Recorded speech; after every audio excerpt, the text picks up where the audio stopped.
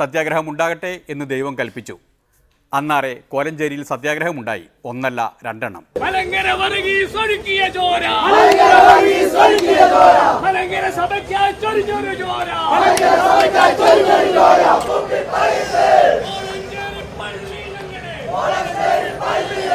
പുത്തൻകുരിശിലെ പുത്തൻ മെത്രാൻ കോലഞ്ചേരി കൊണ്ട് ഭരിക്കണ്ട,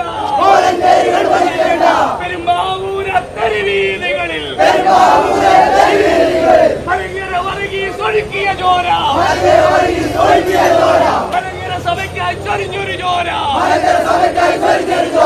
മലങ്കര ഓർത്തഡോക്സ് സുറിയാനി സഭയുടെ പൂർണ്ണ ഉടമസ്ഥതയുള്ള Kolenchery saint Peter's and saint Paul's orthodox പള്ളിയിലെ ഇന്ന് മലങ്കര ഓർത്തഡോക്സ് വിഭാഗത്തിനുള്ള ആരാധന നിഷേധിക്കപ്പെട്ടിരിക്കുന്നു. പ്രത്യേകിച്ച് കോടതി വിധി ഉണ്ടായിട്ടും ആ കോടതി വിധിയെ മാനിക്കാത്ത ഒരു സാഹചര്യം ഇവിടെ ഉണ്ടായിട്ടുണ്ട്. സഭയ്ക്ക് അനുവദിച്ച ഈ ദേവാലയ ആരാധനാ സ്വാതന്ത്ര്യം ലഭിക്കുന്നതുവരെ ഞങ്ങൾ ഏത് വിധത്തിലും സഹന സമരം ചെയ്ത് അത് ഞങ്ങളുടെ പ്രതികരണം ഗവൺമെന്റിനെ ജില്ലാ ഭരണകൂടത്തെയും അറിയിക്കുവാനുള്ള ഒരു ഉപവാസ സമരമാണിത്.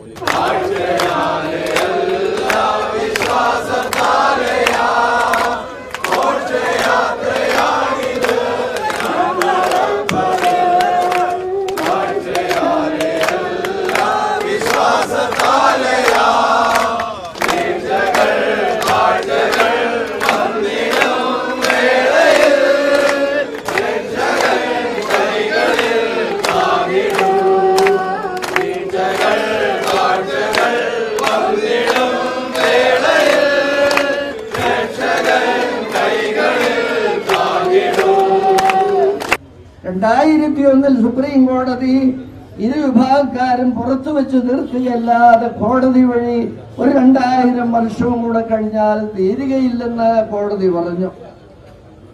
2011 ജൂലൈ മാസത്തില് കേരളത്തിന്റെ ഹൈക്കോടതി വിധി എഴുതി വേറൊരു തരത്തിലും ഇത് തീരുകയില്ല, നിങ്ങൾ രണ്ടായി പുറത്തു വെച്ച് പിരിയുകയല്ലാതെ മാർഗമില്ലാതെ ഇന്ന മാർഗങ്ങളിൽ കൂടെ നിങ്ങൾക്കുള്ള നിർദ്ദേശങ്ങളൊക്കെ എഴുതി വെക്കാൻ പറഞ്ഞു.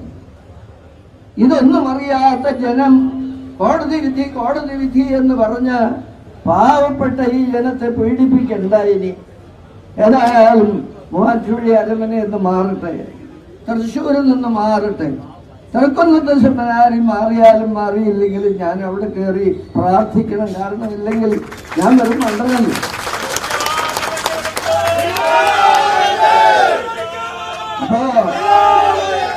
കുറെ കോടതിയും കുറെ കയ്യേറ്റവും കുറെ കൊള്ളരുതാഴികളുമായിട്ട് ഇങ്ങനെ പോകുന്നത് കൊള്ളുകയില്ല.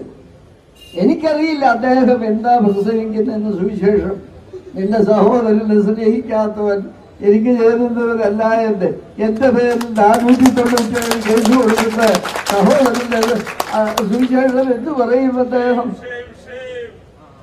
എന്ത് ന്യായം വെളിപ്പെടുത്തുമെന്ന് എനിക്കറിയില്ല. കുറെ കാര്യങ്ങളും കൂടെ വെളിപ്പെടുത്താറുണ്ട്. പ്രധാനപ്പെട്ട പോലീസ് ഉദ്യോഗസ്ഥ അറിഞ്ഞിരിക്കേണ്ട ഒരു കാര്യമുണ്ട്.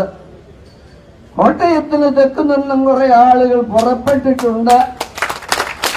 അവർ വരുമ്പോൾ പോലീസ് ഉദ്യോഗസ്ഥർ സൂക്ഷിച്ചോണം.